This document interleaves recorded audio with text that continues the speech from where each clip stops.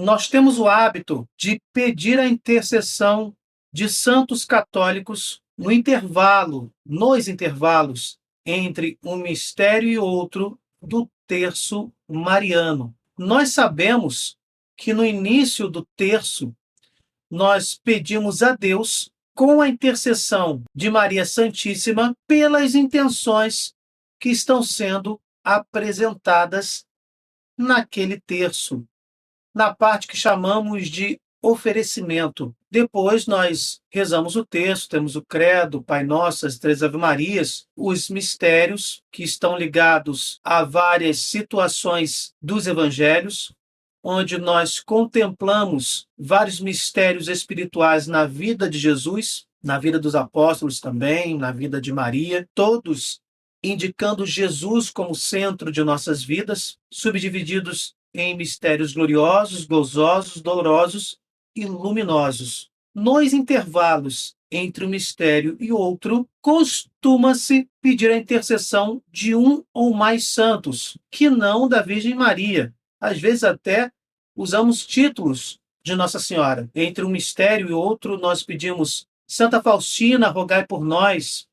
Nossa Senhora de Lourdes, rogai por nós, e assim por diante. Será que este costume tem uma fundamentação bíblica? Será que esse costume tem alguma fundamentação dentro da doutrina católica? A princípio, podemos dizer que estamos pedindo a Deus por intenções que estão sendo oferecidas no início do terço, com a intercessão de Nossa Senhora. Em outras palavras, estamos pedindo a Jesus por certas intenções e Maria está intercedendo, rogando por nossas intenções, rogando por cada um de nós. Precisamos entender que o céu não é um lugar físico onde as pessoas estão diante de Deus, felizes, sem qualquer indício de tédio,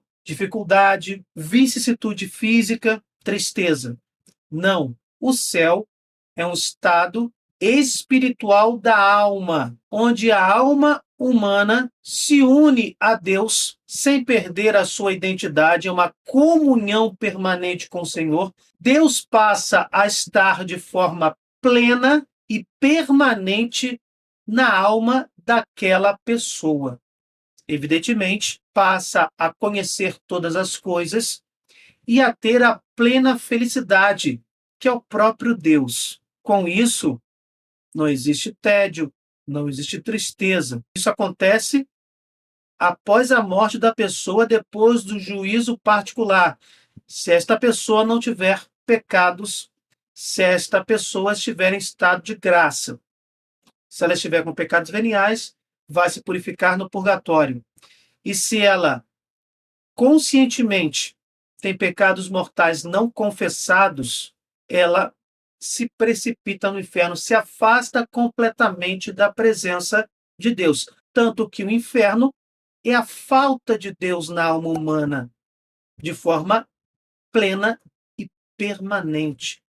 Exatamente o oposto do estado espiritual do céu. No fim dos tempos, os eleitos que estão no céu e aqueles que foram libertos do purgatório e que, por consequência, também estão no estado espiritual celestial, estas pessoas receberão o corpo ressuscitado, que não tem vicissitudes, que não morre, que não se corrompe, tem as mesmas propriedades do corpo ressuscitado de Jesus. Em outras palavras, os santos, todos eles, a começar por Maria, a rainha dos anjos e dos santos, todos os santos celestiais têm Deus em suas almas.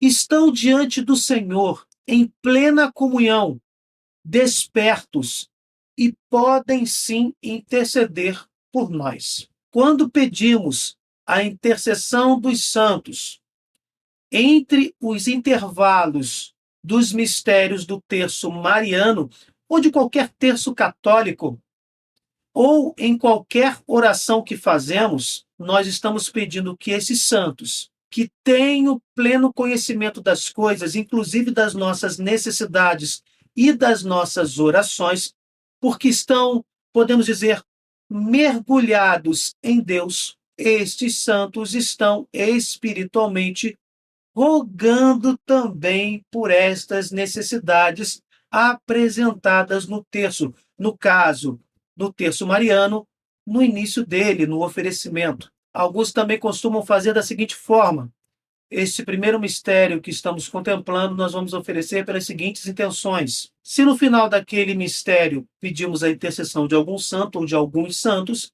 eles também estão intercedendo por essas necessidades apresentadas neste mistério. A fundamentação da doutrina católica está em várias partes, por exemplo, das Sagradas Escrituras e também no magistério da Igreja.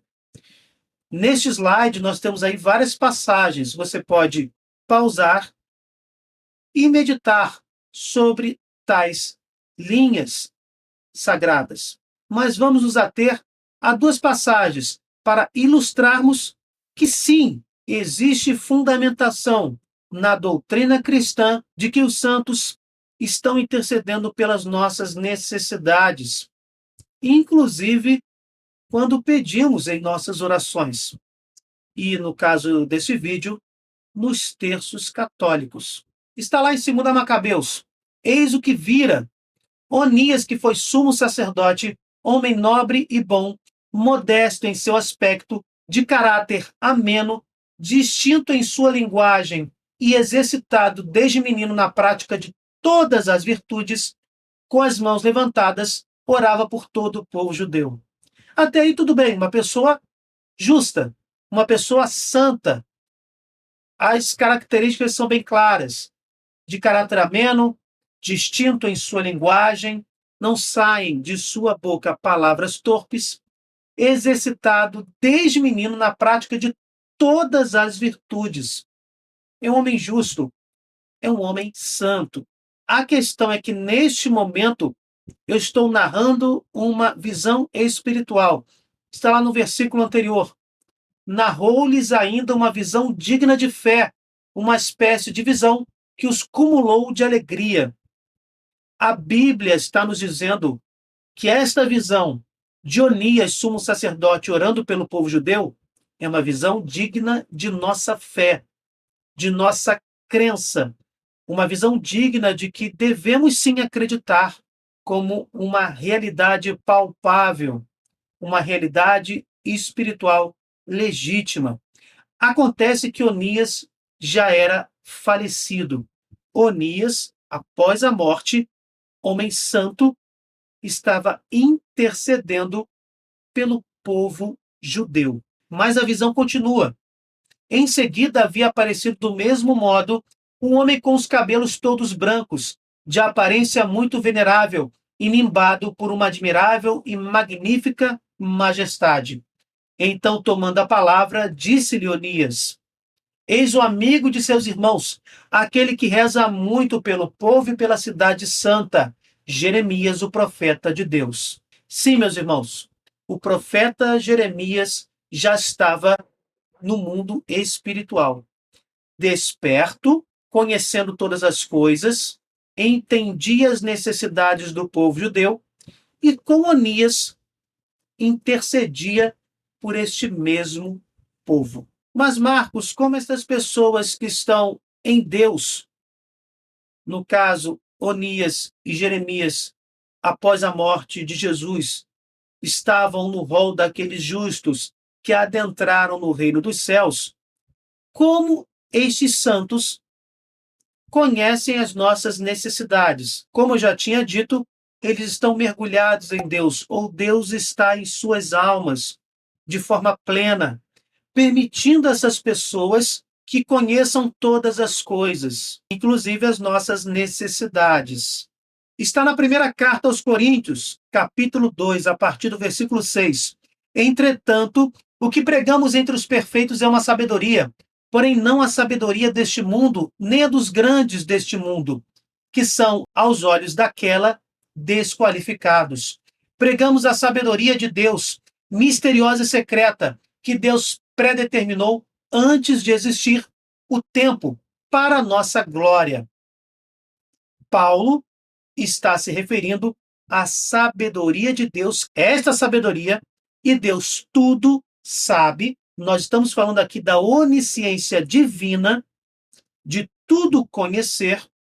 Essa sabedoria de Deus foi preparada pelo próprio Altíssimo para a nossa glória. E a nossa glória é estar com Deus no estado espiritual do céu, de forma plena e permanente. Continuando. Sabedoria que nenhuma autoridade deste mundo conheceu, pois se a houvessem conhecido, não teriam crucificado o Senhor da glória. É como está escrito: coisas que os olhos não viram, nem os ouvidos ouviram, nem o coração humano imaginou, tais são os bens que Deus tem preparado para aqueles que o amam. De forma bem simples, Paulo, inspirado pelo Espírito Santo, está nos dizendo que as pessoas, que os santos que estão nos céus, recebem de Deus, participam, usufruem da própria onisciência da Santíssima Trindade.